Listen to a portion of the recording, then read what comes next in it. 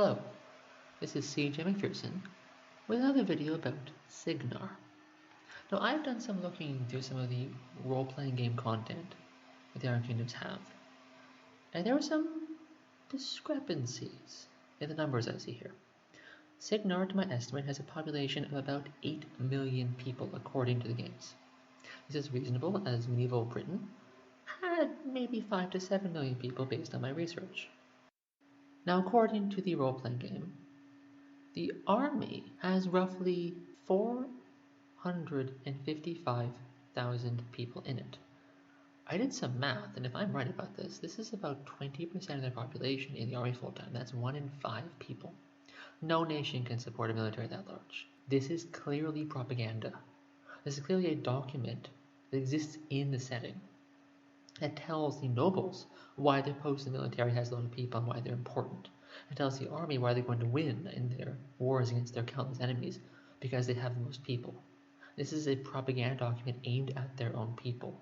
This is not factual. So looking at what we know about their army, there are 2 known units in the army that have exact numbers associated with them, both from the wargame manuals. One is the Northguard Gravediggers, who I'm actually assuming are the majority of the First Army.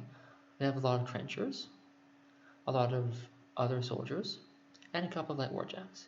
That should be all that's necessary to hold Cygnar at bay in the north, as mostly it's a long defended border that does not actually see that much active warfare, but does see a lot of active scouting of the Thornwood, and that's what they need here. The other known military division is Storm Division, an entire division of the military known as 6th Division, where most of the military's notable warcasters, a lot of its infantry, and a very large number of warjacks are stationed. This is likely most of the rest of the military, and Cygnar's problems in defending its borders are probably because it doesn't have 500,000 soldiers doing it. Storm Division likely has a total of about 23,000 soldiers. Now, this is a lot of soldiers when you think about it. How much food they must go through, coal, water, resources, pay. They are paid, by the way, quite highly. This is a professional, full-time standing military here.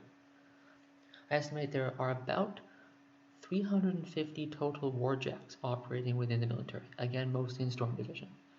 So we have 1 trencher company and 1 full division. This should be enough to keep Cygnar safe from most of its enemies.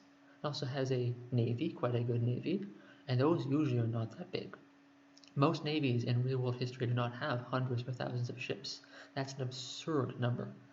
Maybe 10 to 12, and a couple of merchant ships as well. To sum up, I once read the fantastic novel Into the Storm. In this novel, there is an invasion of Seoul starting in the city of Caspia. There are not a lot of soldiers participating in this invasion, and it doesn't go according to plan.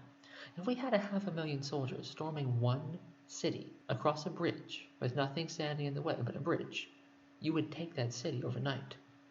There's not that many soldiers in Cygnar's military. They were understaffed the whole time, based on how the events of the book went. I don't want to get into spoilers here, but their army definitely is not that big.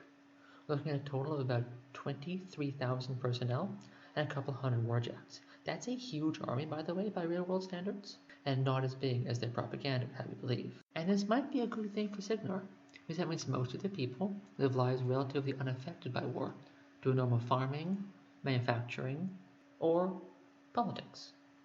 Not a bad thing for such a prosperous and wealthy nation. McPherson out.